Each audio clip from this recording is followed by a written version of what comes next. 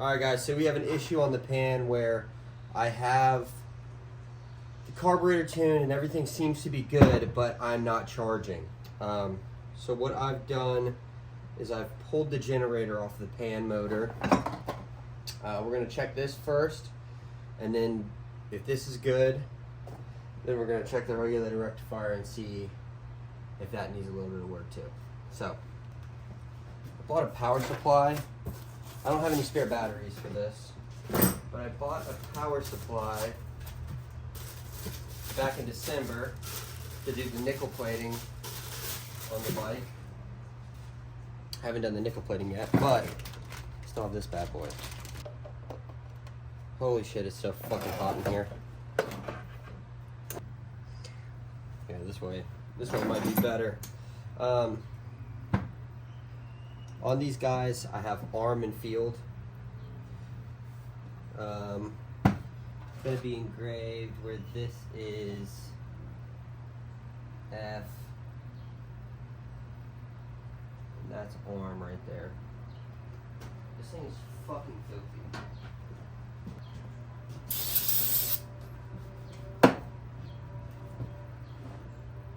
Okay, yeah, so arm and field on this bad boy. So field we're going to use as a ground. Put a wire on field. We're going to self-ground it out to this, to the body of the generator.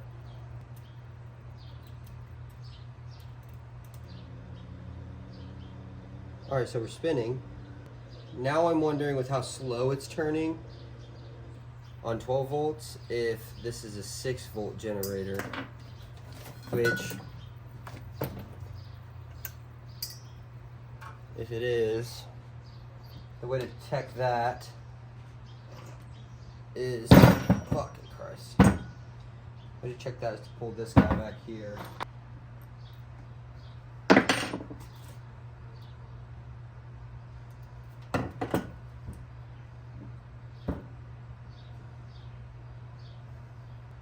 2 brushes on there, so it's a 6 volt generator.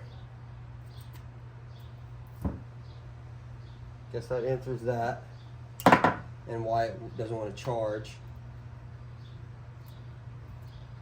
I don't know why I never thought to check this beforehand. So that's a 6 volt generator. We need a 12 volt. We have a 12 volt system on here.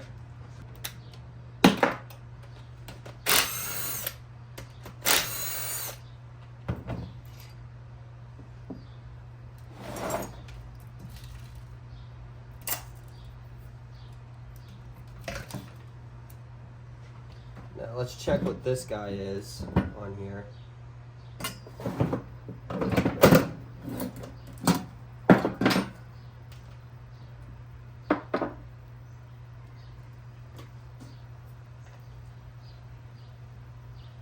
So first we're going to field.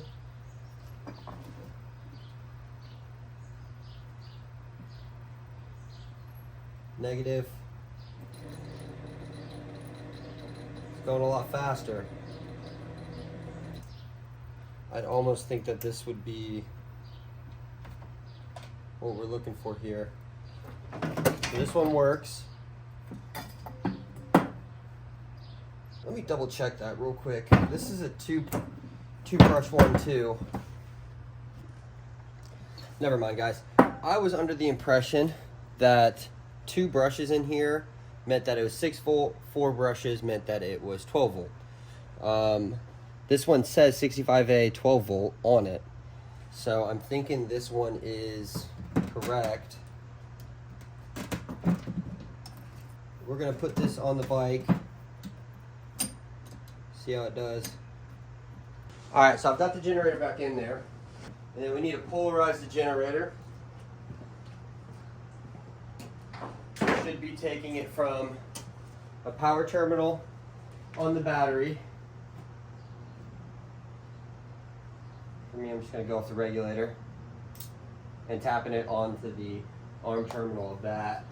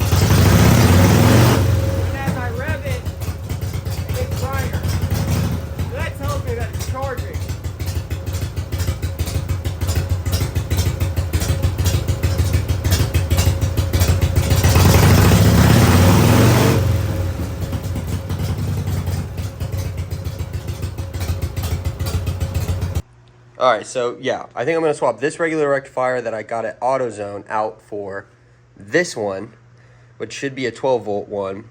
We'll swap these guys out. All right, so I've got this regulator wired up, right? I need to hook a ground up from right here. This is like a Bosch style regulator. So on your generator you have the words arm and field. I think on like some models it's like starter and relay or another S word, I don't know. But on this one, it doesn't say arm and field, it says D plus and DF, right? So I had to find out, and it says DF went to field, and then D plus went to arm.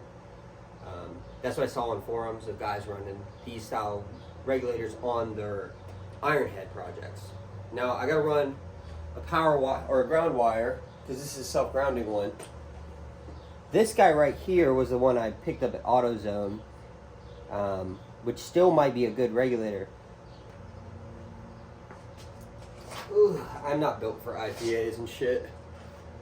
When I first turned 21, thought that shit was cool as hell. Oh, you mean I can drink now? I'm gonna drink fucking strong ass drinks. Nah, that shit ain't it. You guys drink whatever you want though. I'm just saying, I'll stick with my Budweisers, my White Claws, my Topo Chicos. I'll stick with the real men's drinks. Give me a fucking Mai Tai. I'm just kidding. I'm gonna run the ground to where I ground off everything else.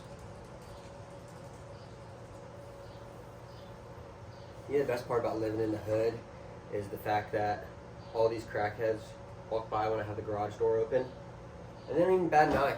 These motherfuckers don't even think twice. Like, oh, he's one of us talking to himself. I know you guys are probably like, just mount it, hard mount it. I have to buy a new one because I stole this off my buddies, so I'm not gonna hard mount it. But what the fuck do I know, you know? I'm just a fucking meatball.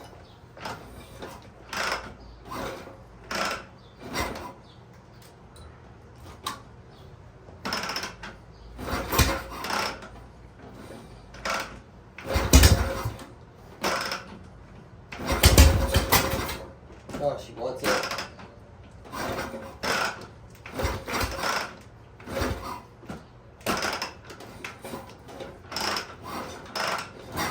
Oh.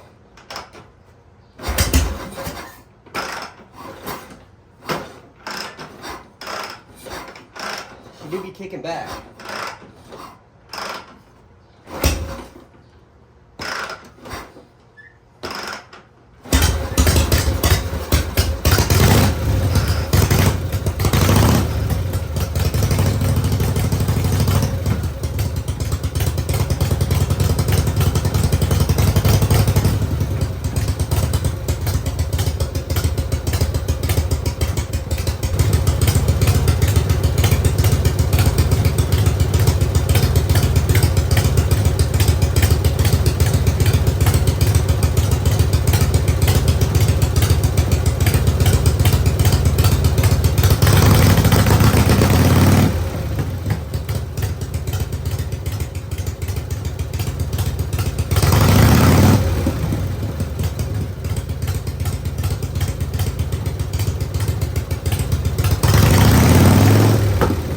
So I probably put 30 to 50 miles on the fucker over the weekend, and she's running great. I mean, she started every time.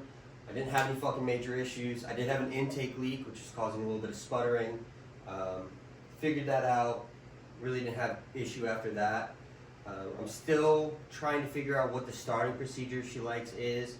I end up kicking her over 5-10 times. And it's not like the shovel head where you just fucking give it all you got because it's an 80-inch. This guy, it's like, you could kick it over slow as shit and it'll still start. But yeah, it's just figuring out how she likes to be started. There's a few oil leaks to chase down. Really, the transmission main seal leaks a little, and the valve cover gaskets. I think I need thicker gaskets. I'm gonna just try to find those at Wasion this upcoming week, or upcoming week. Few prime cakes, give her a little enricher.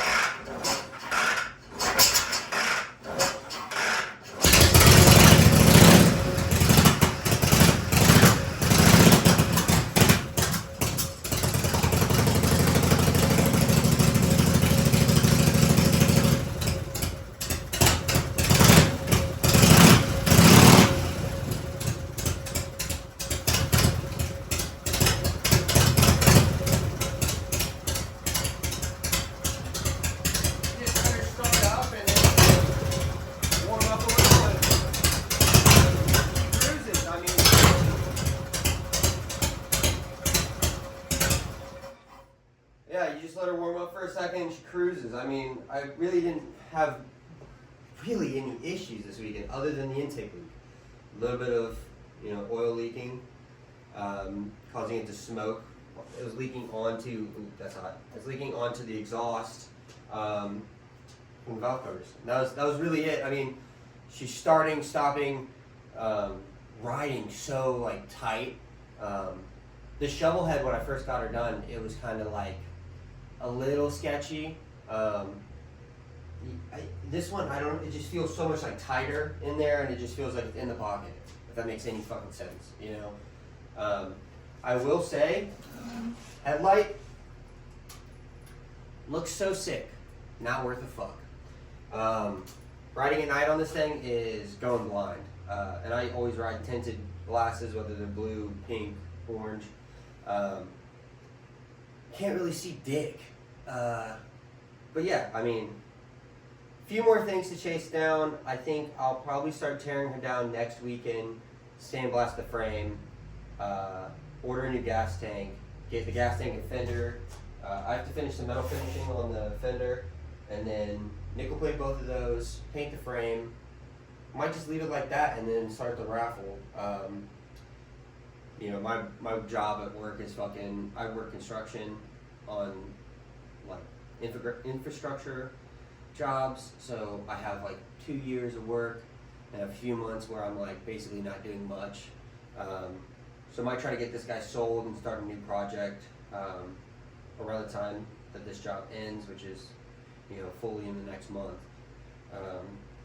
And then probably do another pan, guys. We're gonna do a giveaway bike.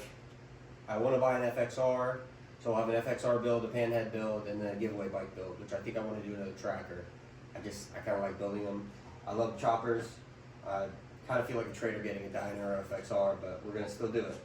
But yeah, dude, I'm so stoked on it. I'm honestly, this whole time I was riding this weekend, I was like, damn, I gotta keep this fucking thing. And then that's just not how the world works sometimes. But yeah, I mean, clutch felt great and everything. I mean, I kept having the clutch throwout break out on me. Bought a new one, haven't had any issues. I also have an older version, the heavier throwout. That's for that transmission. I do also think my buddy, let me get you. My buddy's gonna sell me this guy, which is 1950 frame, 1950 transmission. That motor has Delcron cases, so probably won't buy this motor off of him, but whatever. I can find another pan motor. I really just want this motor, or this wishbone and the transmission. But yeah,